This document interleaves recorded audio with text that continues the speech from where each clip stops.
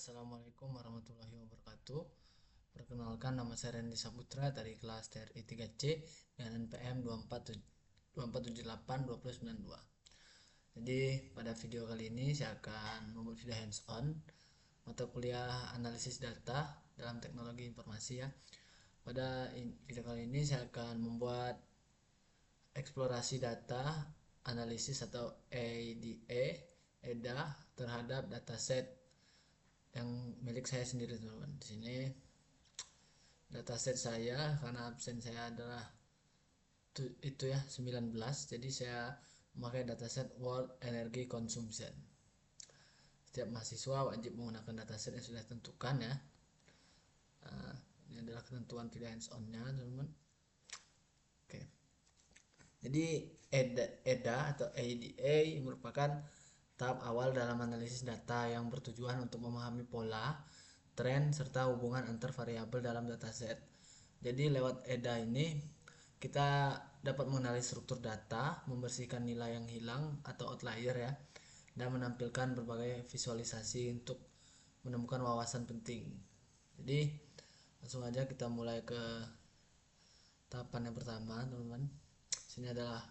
Sini masih menggunakan Google Colab ya sebagai software untuk menjalankan kode Python-nya.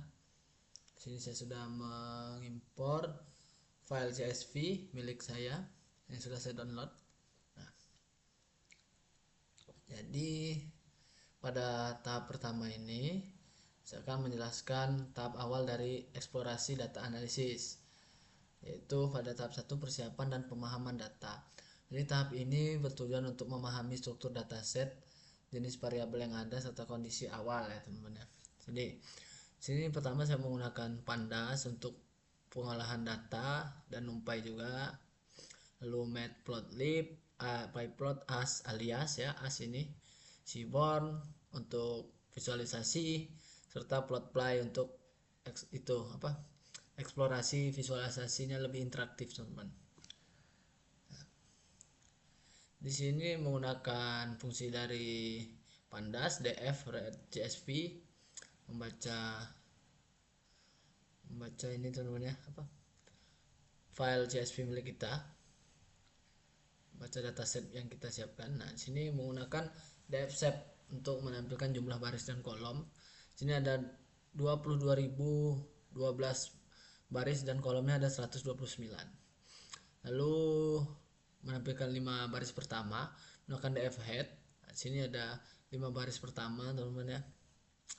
Df head. Di sini terlihat beberapa kolom penting seperti country, year, GDP, serta berbagai jenis ya. Ada energi-energi yaitu solar. Ada banyak itu nih, teman. Ada 129. Oke, nah selanjutnya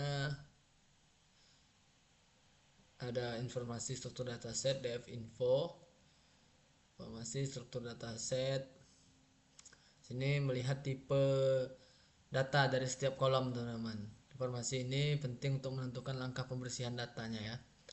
Lalu sini ada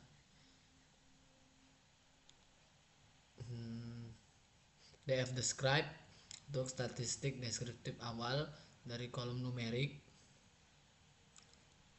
Statistik deskriptif awal ya, numerik.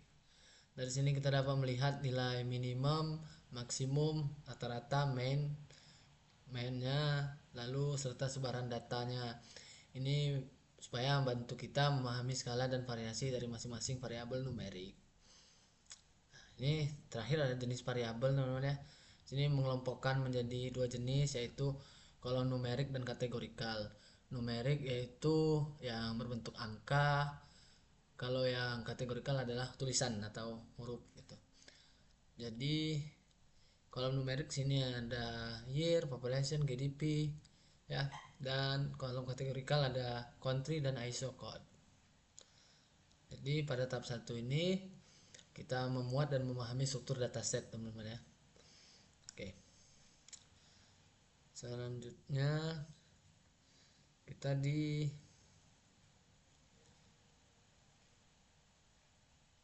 tahap 2, teman-teman ya.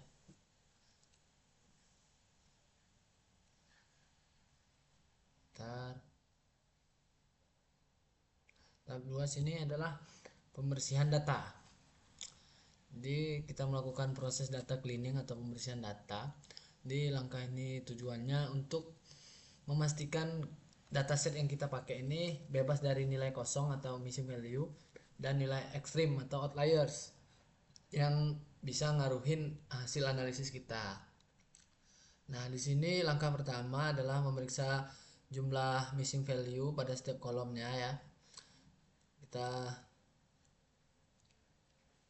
bisa melihat dengan df is null sum ini. Kita lihat outputnya. Nah, jumlah missing value ada sini ya teman-teman ya, jumlah missing value sebelum pembersihan. Lengthnya 109, data type-nya integer 64. Selanjutnya penanganan missing value. Missing value-nya ditangani. Untuk menangani data yang hilang, kita menggunakan dua cara, yaitu sorry teman-teman, ada sedikit gangguan tadi. Jadi sini pada kolom kategorikal ya, kategorikal nilai kosong diisi menggunakan modus median. Nilai yang paling sering muncul menggunakan filna teman-teman. Jadi setelah pembersihan kita memastikan bahwa jumlah nilai kosong tersisa adalah 0. 0 kosong tersisa. Nah, ini ada data-data outlier yang terdeteksi dari dataset. Lalu deteksi outlier menggunakan IQR. Nah, sini kita menggunakan metode interquartile range atau IQR. Jadi metode ini membandingkan data terhadap batas bawah dan batas atas. Data yang berada di luar rentang tersebut dianggap sebagai outlier teman-teman ya. Lalu di sini ada, nah ini hasilnya deteksi outlier. Nah di sini ada banyak sekali, nggak mungkin saya sebutin satu-satu. Lalu menghapus outlier teman-teman. Di sini ada fungsi menghapus outlier. Kita menghapus data yang tergolong outlier agar dataset menjadi lebih bersih. Proses ini sangat penting teman-teman ya, untuk memastikan hasil analisis dan visualisasi tidak terganggu oleh nilai-nilai ekstrim. Nah ini hasil setelah pembersihan datanya, ada 2374, yang sebelumnya yaitu 22.000. Sangat banyak teman-teman ya yang dibersihkan. Oke, lanjut kita ke tahap 3 teman-teman. Di tahap 3 ini yaitu statistik deskriptif. Tahap ini tujuannya untuk memahami karakteristik data secara menyeluruh, baik dari sisi ukuran seperti mean dan median maupun penyebaran data seperti standar deviation dan range. Langkah satunya kita yaitu menghitung statistik deskriptif teman-teman ya, data numerik, menghitung statistik deskriptif data numeriknya. Nah ini menggunakan df-describe dan menampilkan display dalam bentuk tabel. Dari tabel ini kita bisa melihat gimana sebaran nilai tiap variabel. Misalnya ya, jika selisih antara mean dan median cukup besar, hal ini dapat mengindikasikan adanya sebaran data yang tidak simetris atau adanya outlier. Oke, selanjutnya kita melakukan penghitungan coefficient of variation atau CV. Sini kita menggunakan num summary ya, perintah ini teman-teman, perhitungan tambahan coefficient of variation. Jadi pada tabel ini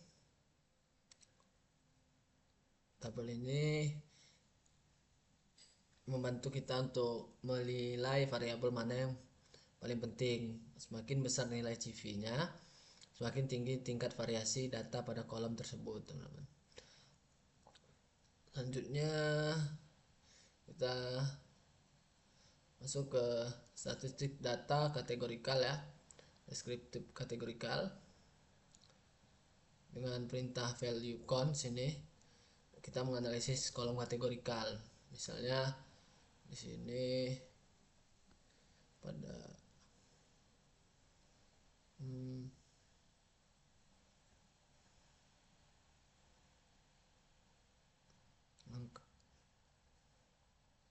ada nama-nama wilayah teman-teman ya. Angka ini untuk mengetahui apakah data sudah merata atau masih didominasi oleh kategori tertentu. Selanjutnya dari tahap 4, langkah 4 di tahap 3 itu visualisasi distribusi numerik, data numerik. Untuk memahami distribusinya ini secara visual, kita menggunakan fungsi hitsplot.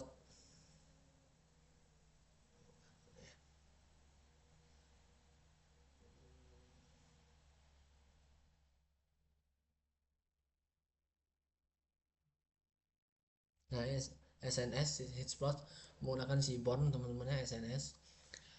Oke, di sini menampilkan 3 variabel numerik utama yang bentuknya grafik. Grafik ini nunjukin frekuensi kemunculan setiap nilainya ya. Jadi untuk memahami distribusi data secara visual, teman-teman. Jadi ini ya,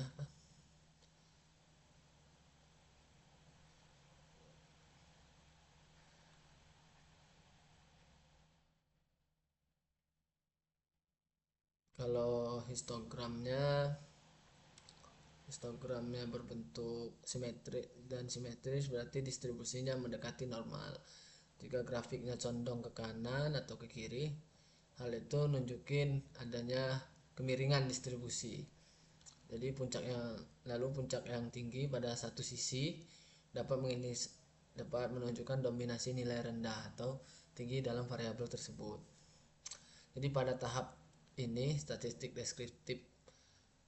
deskriptif ini kita memperoleh gambaran umum tentang bagaimana data tersebar, lalu seberapa besar variasinya, dan apakah terdapat ketidakseimbangan antar variabel. Lanjut kita ke tahap 4, yaitu analisis hubungan antar variabel. Pada tahap ini, keempat ini kita melakukan analisis korelasi dan hubungan antar variabel numerik dalam dataset kita, yaitu World Energy Consumption. Tahapan ini tujuannya untuk melihat bagaimana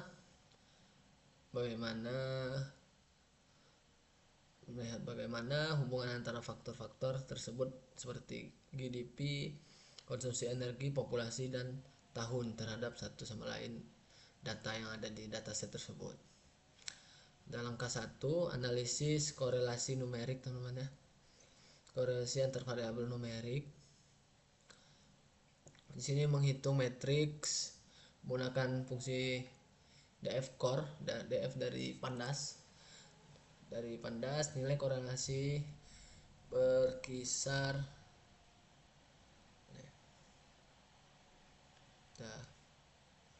skor. Nah, ini. Jadi di sini nilai korelasinya berkisar min 1 hingga 1, dimana nilai mendekati hubungan positif yang kuat dan nilai 0 mendekati berarti tidak ada hubungan linear yang signifikan. Heat map, nah ini ada heat map teman-teman ya. Kecilin dulu, susah tapi ya. Nah ini ada heat map. Heat map di sini menampilkan hubungan antar variabel dalam bentuk warna, teman-teman. Warna merah menunjukkan korelasi positif yang kuat, warna biru menunjukkan korelasi yang negatif, sedangkan warna yang agak putih ini berarti hubungannya lemah. Dari sini kita dapat menyimpulkan variabel-variabel yang saling berhubungan secara signifikan. Selanjutnya untuk pencarian kolom kolom penting ya. Bentar teman-teman, ada gangguan. Baik teman-teman, lanjutkan tahap 4 tadi. Karena ada sedikit gangguan ya, malah telepon temen. Sini pada tahap 4 kita analisis hubungan antar variabel ya.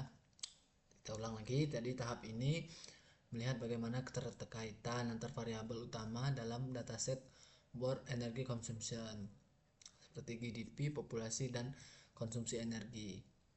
Jadi tujuan utamanya untuk menemukan hubungan atau pola yang dapat menjelaskan bagaimana pertumbuhan ekonomi, jumlah penduduk, dan penggunaan energi saling memengaruhi. Sini pada bagian 1 korelasi antar variabel numerik ya. Antar variabel numerik. Sini menggunakan Pandas DF Core itu menghasilkan heat map nanti teman-teman ya.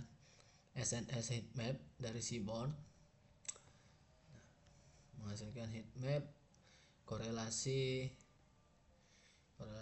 antar variabel numerik teman-teman. Terlihat ada heat map di sini menggunakan SNS Seaborn heat map, SNS heat map tadi yang memvisualisasikan hubungan antar kolom numerik di dataset. Warna merah di sini nunjukin korelasi positif, artinya dua variabel meningkat bersama. Lalu warna biru menunjukkan korelasi negatif, artinya ketika satunya naik yang lainnya menurun. Dari grafik heatmap ini kita melihat bahwa variabel GDP, primary energy consumption, dan energi per kapita memiliki hubungan positif yang kuat. Artinya negara dengan ekonomi besar cenderung mengonsumsi energi jauh lebih banyak. Memang selalu gitu teman-teman ya. Selanjutnya pada bagian 2 sini memilih kolom untuk eksplorasi hubungan teman-teman ya. Memilih kolom GDP, membuat variabel ya. Nih, GDP kolom sebagai GDP. Ini outputnya untuk analisis, memilih kolom untuk analisis. Selanjutnya scatter plot GDP versus energi per kapita. Sini menggunakan SNS untuk visualisasinya teman-teman ya. PLT, hubungan antar GDP dan konsumsi energi per kapita. Sini grafik dihasilkan dari SNS Scatterplot tentunya, yang membuat plot hubungan antara GDP dan konsumsi energi per kapita. Setiap titik-titik ini mempresentasikan data suatu negara dalam 1 tahun. Kita bisa lihat polanya cenderung naik teman-teman ya, ke kanan, artinya semakin besar GDP semakin tinggi konsumsi energi per orangnya. Lalu selanjutnya scatter plot GDP versus total konsumsi energi atau total energi consumption. Masih sama menggunakan ini juga dihasilkan sama ya kodenya teman-teman, kurang lebih. Oke. Polanya juga positif teman-teman. Semakin tinggi GDP suatu negara semakin besar energi yang digunakan. Selanjutnya scatter plot population versus total energy consumption. Population. Nah, sini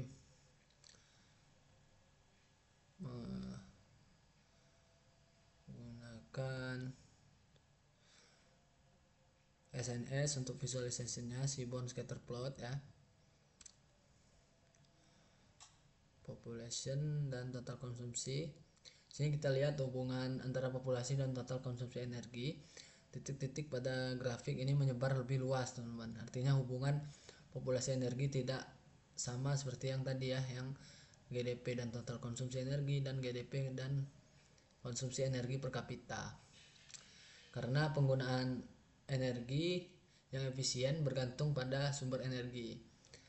Sebaliknya, kalau negaranya dengan populasi kecil, bisa memiliki konsumsi energi tinggi jika industrinya maju, kayak perusahaan gitu kan. Selanjutnya tren waktu GDP menggunakan PLT figure SNS line plot. Sini bisa melihat grafik garis ya, line plot menunjukkan melihat tren energi per kapita dari waktu ke waktu. Di sini terlihat adanya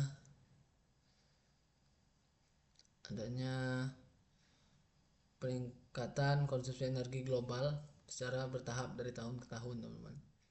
Namun ada juga fluktuasi kecil pada beberapa periode. Jadi keseluruhan tren ini menunjukkan bahwa kebutuhan energi dunia harus meningkat seiring pertumbuhan populasi dan ekonomi. Selanjutnya tahap 5, visualisasi dan interpretasi multivariat. Jadi bagian ini kita melihat dua variabel setiap dari seperti tahap sebelumnya, tapi melihat hubungan banyak variabel numerik sekaligus atau multivariat untuk menemukan pola besar antar variabel energi global. Sini pada pertama kita mengambil kolom numerik, teman-teman ya.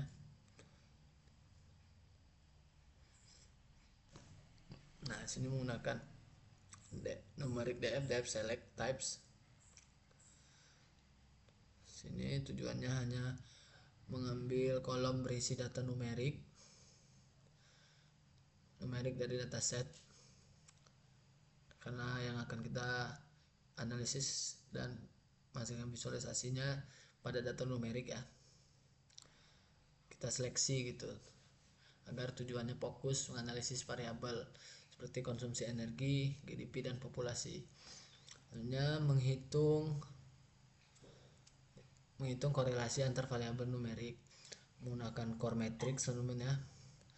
Tujuannya menghitung matriks korelasi antar semua variabel numerik. Nah, sini ada tabel ya, korelasi antar variabel numerik menggunakan fungsi core. Jadi korelasi ini menunjukkan seberapa kuat dua variabel yang saling berkaitan. Nilai 1 mendekati hubungan positif yang kuat. Nilai yang min 1 mendekati min 1 berarti hubungan negatifnya kuat. Dan jika dia nilainya mendekati 0 menunjukkan hubungannya lemah. Oke, lanjut ke heat map korelasi antar variabel. Map korelasi antar variabel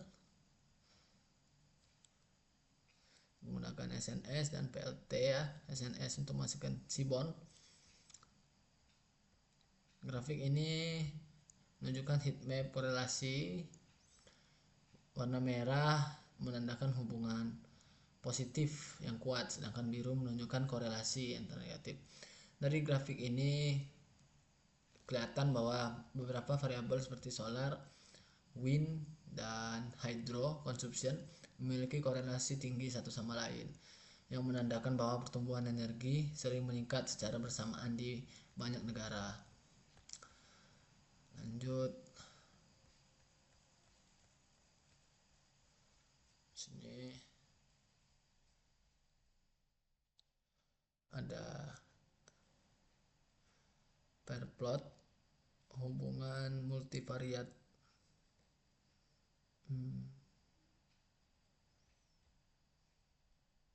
variabel dengan korelasi yang kuat. Nah, ini